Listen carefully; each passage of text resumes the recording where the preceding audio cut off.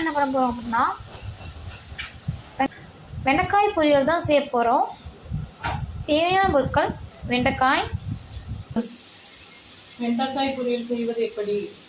வெண்டைக்காயை நன்றாக கழுவி துடைத்து விட்டு சிறு சிறு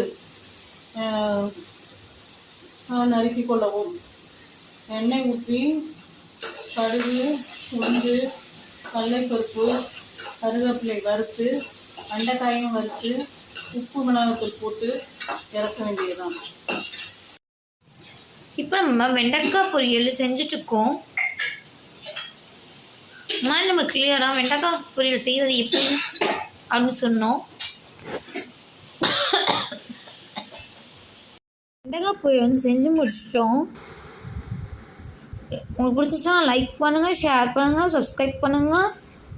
மறக்காமல் பெல் பட்டனை கிளிக் பண்ணி சப்ஸ்கிரைப் பண்ணிக்கோங்க. தேங்க்ஸ் ஃபார் வாட்சிங் மை வீடியோஸ்.